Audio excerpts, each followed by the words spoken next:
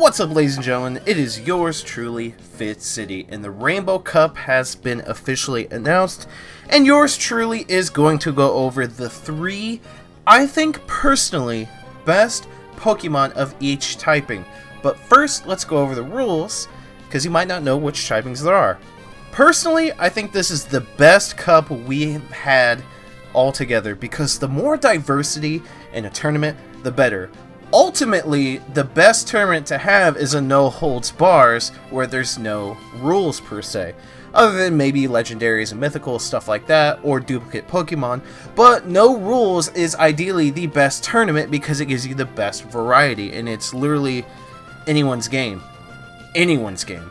But here are the Rainbow Cup rules. You can bring 6 Pokemon, yada yada yada, Great League 15. Okay, so here we go. Only Pokemon with the least types permitted.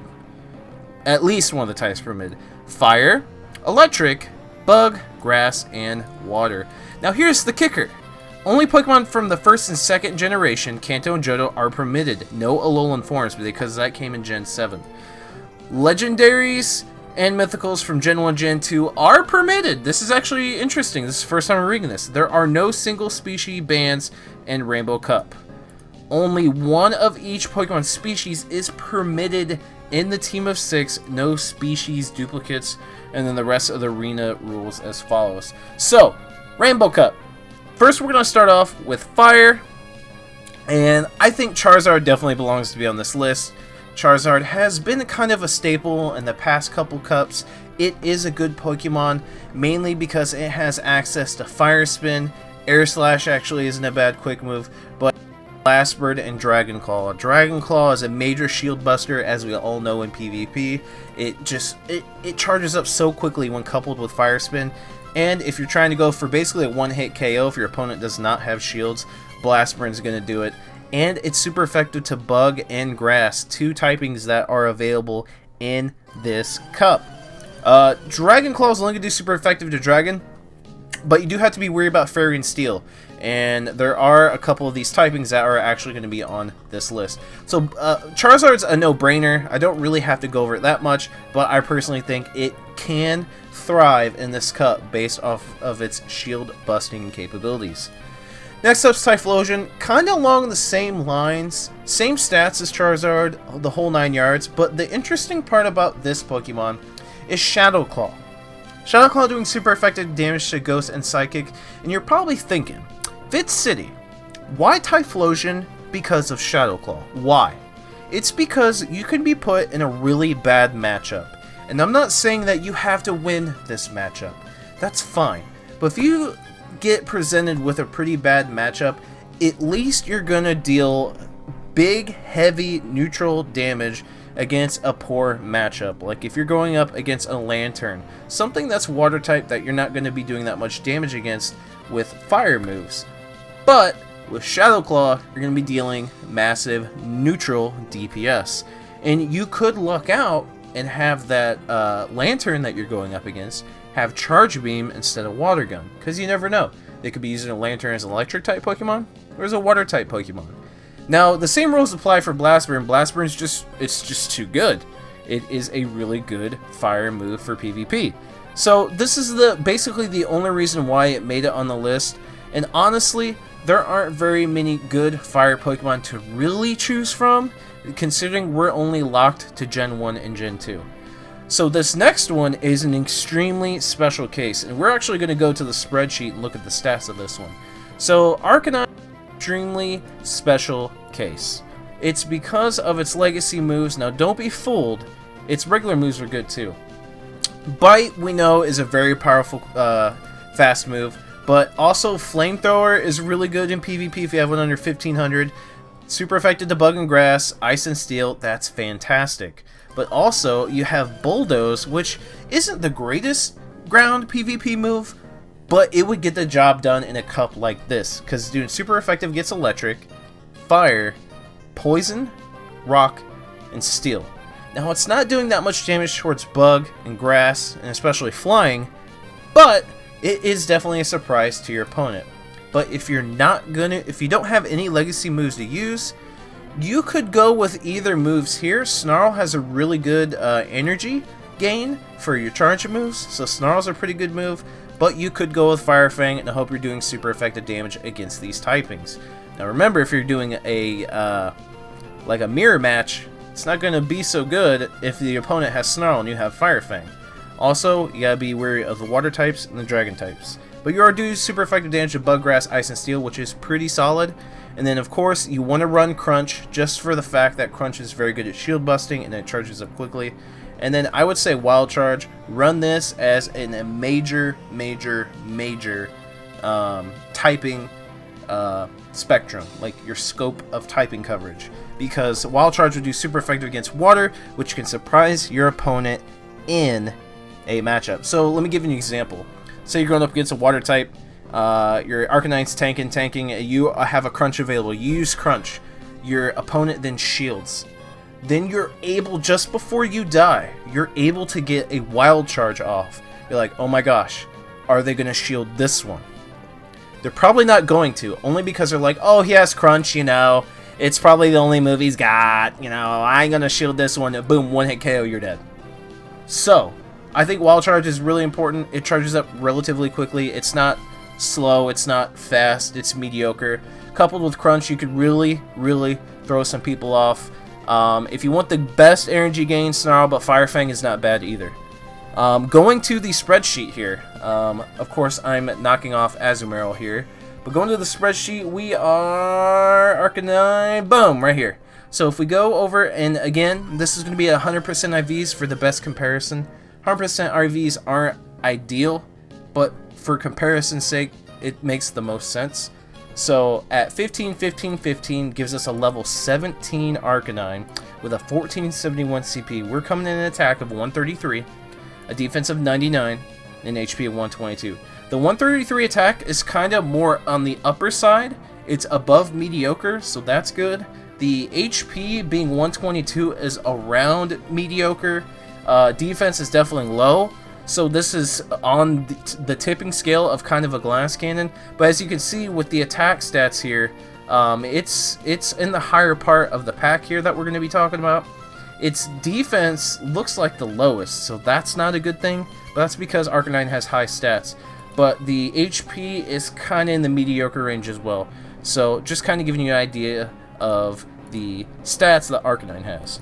Now, going into Fortress. Fortress is that Steel typing, one of the Steel typing I was talking about. And Fortress is an interesting Pokemon. It is Bug type, and the Steel type does help. Mainly because if we actually go back to the typings, it resists Grass heavily, Poison heavily, Bug, Dragon, Fairy, Ice, Normal, Psychic, Steel. It's only weak to Fire. And mind you, as a giant defense, it's only weak to Fire. So I would run Bug Bite. With Heavy Slam, you have to run Heavy Slam. This is the quickest charging charge move it has available, and it's going to do super effective to Fairy, Ice, and Rock. Unfortunately, it doesn't do that much damage to Electric, Fire, Steel, and Water. So, because of that, you want to run Heavy Slam just for shield busting capabilities, and then you got to run Rock Tomb to cover the other typings that you could not previously. And notice it does normal damage to Water. I know a lot of people might forget that. But you're doing super effective to Bug, Flying, Rock, and Ice, taking care of some of the typings that you couldn't take care of before.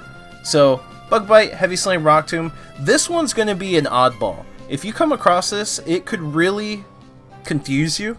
If you run across this Pokemon, it's not a sweeper by any means, but is an interesting Pokemon. And if we look right here for Fortress at 15, 15, 15, 22.5 level is what we're looking at. No, I don't want to replace.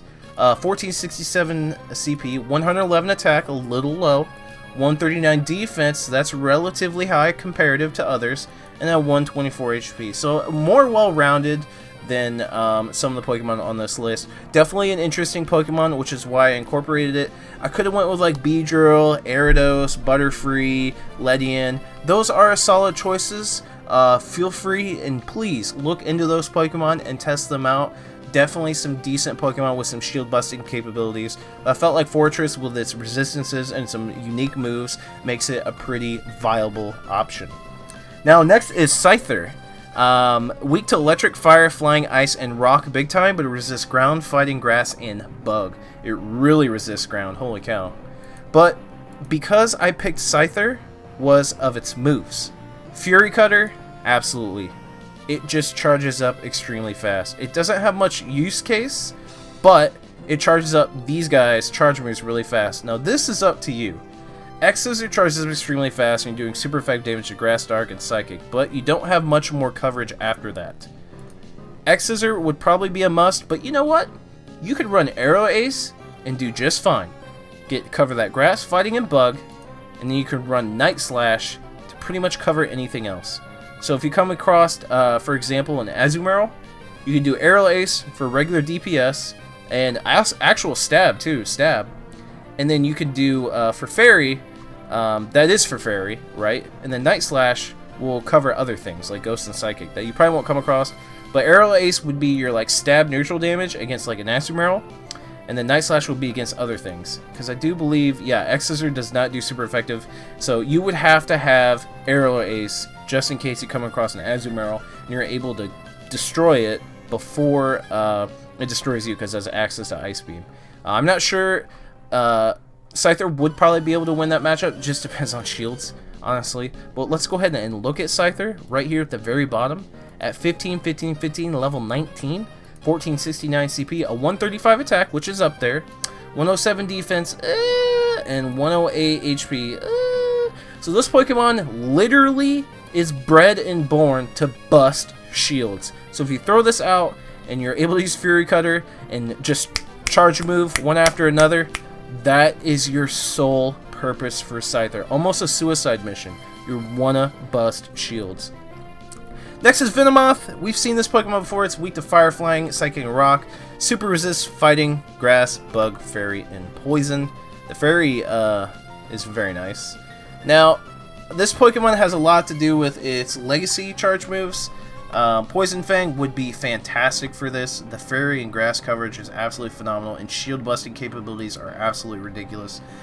Infestation is a great move, and especially for this specific cup, it has a massive amounts of energy gain per turn. And Silverwind is that move that grants you bonuses, I think in attack and defense, similar to Ancient Power. Correct me if I'm wrong.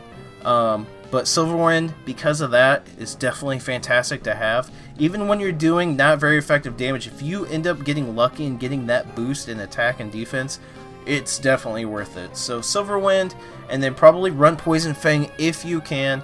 Now don't be fooled, Confusion does massive damage. It is a very powerful move. But in this case, Infestation I think is going to be better, so you can build Silverwind and try to boost those stats. Run Psychic if you can, but Poison Fang is not a must, but I think it's extremely important, and it's kind of a special case use in this scenario. Well, if we go ahead and look at Venomoth right here, and 15, 15, 15 puts us at level 25, 1487, gives us 129 attack stat, which is not bad, 105 defense, which is kind of low, and 124 HP, kind of mediocre. So it has decent stats, and it's very severely use case. So if you want to play around with this Pokemon, see how much Silverwind gives you a buff in your attack and defense, play with that. Mess around with it, see how often that happens, and see if you would like to use the Pokemon. Next up, we're going into electric types. Raichu. Raichu is only weak to ground, and it resists electric, flying, and steel. And I think because of the only ground weakness, this makes it a very good Pokemon for a couple reasons. One, Spark is a very good quick move. Two, Brick Break is a very fast charging charge move, and it covers Dark, Ice, Normal, Rock, and Steel.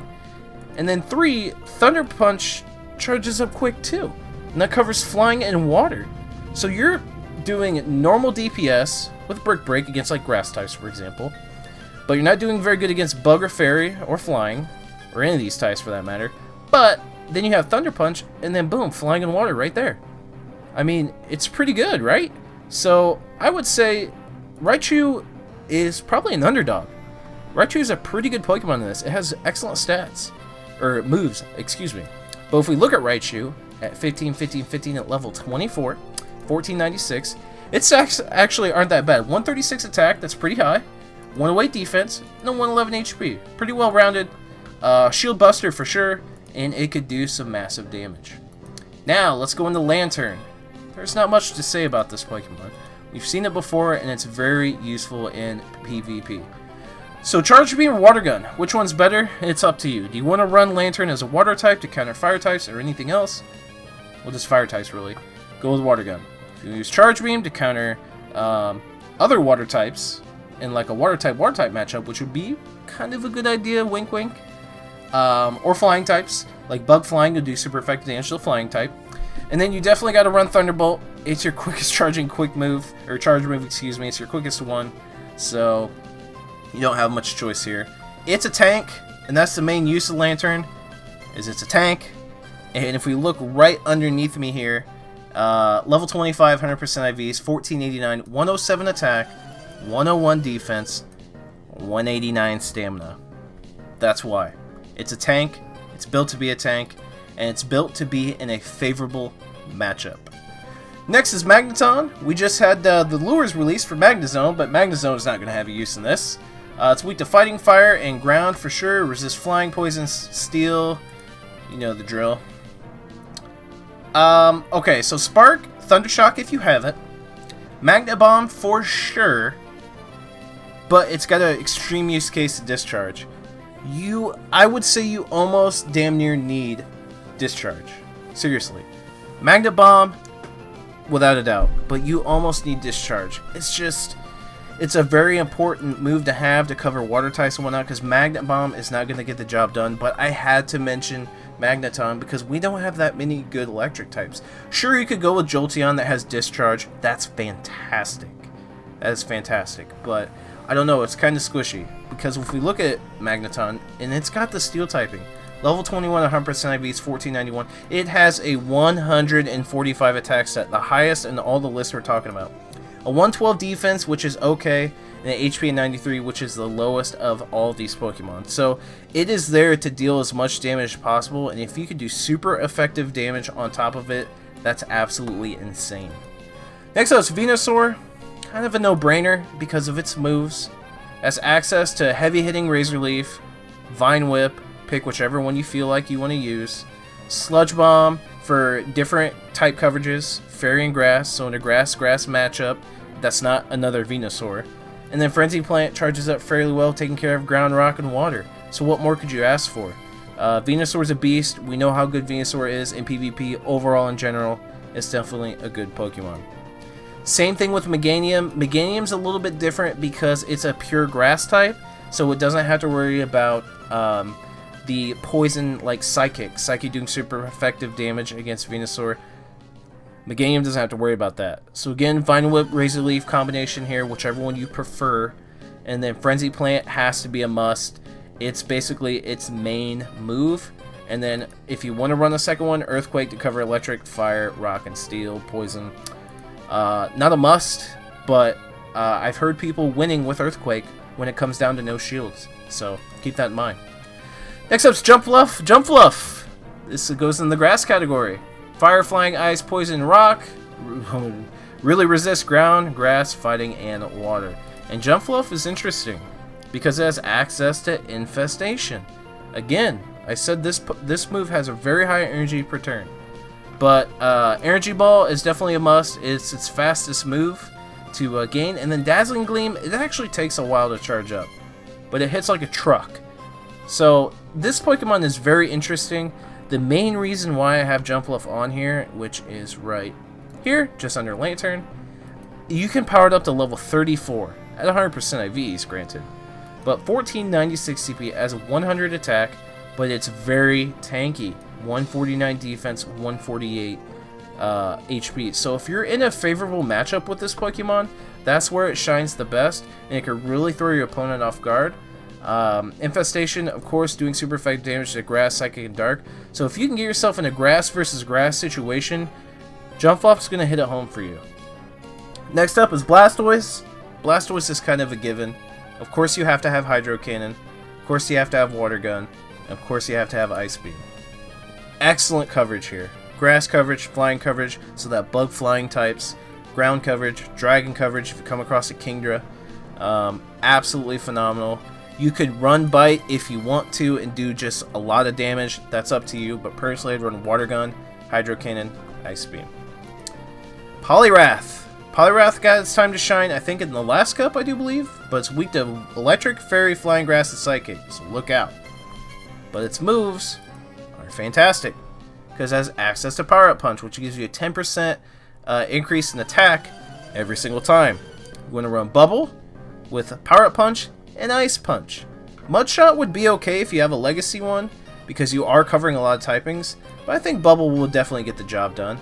Ice Punch covering those Flying, Grass, Ground, Dragon types, and then of course Power-Up Punch doing super effective to Ice, Normal, Rock, Steel, Dark, but watch out for the Bug and Fairy, and the Flying.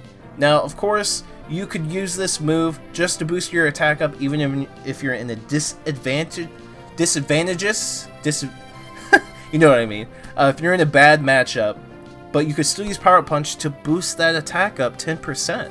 And then that way, you can come back with an Ice Punch, and they probably won't shield, especially if you're not doing super effective damage.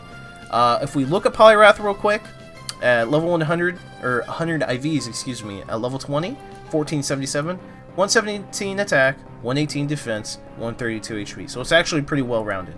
This is a very good Pokemon. I think it could come in handy, absolutely. And then last but not least, Azumarill. Azumarill is a monster. Look at the stamina, look at the max HP. This Pokemon's ridiculous. It's so broken. It's just like Medicham. This Pokemon can sweep. Absolutely. Bubble, Play Rough, Ice Beam. I don't have to say anything else. If you guys want to see the stats, why not? Let's take a look at it. It's right at the top here. You can't see it because I'm cutting it off. But level 36 is how far you can power this up when it's at 100%. 1497, 97 attack, 128 defense, 184 HP. Like, that's insane. That's insane. And it's the moves that are ridiculous. Like, Ice Beam's gonna take out all bug types, pretty much, all grass types, any type of ground adaptation, and dragons. Like, it's insane. This is the best Pokemon to throw up against a Kingdra. Now, there are some good water types in this league, but I thought those three were the best, because you could go with a Tentacruel maybe, a Dugong, probably even a Seadra. You could go with a Lapras, you could go with Feraligatr, you could go with Quagsire, although I don't really recommend it due to the grass overhaul. I think you should have a grass Pokemon on your team. Quillfish is pretty good with Acid Spray, knocking down 20% of your opponent's shields. This actually should have probably made the list. I apologize. Quillfish, look into this Pokemon. Look into it. You could go with, like I said, Kingdra. So there are some other water types. Again, look into Quillfish.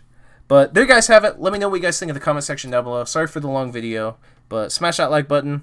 Let's start a discussion in the comment section. And subscribe if you haven't done so already. Be a part of the Fitz fam. That's the way Fitz I'm signing off. See you guys in the next Pokemon Go video.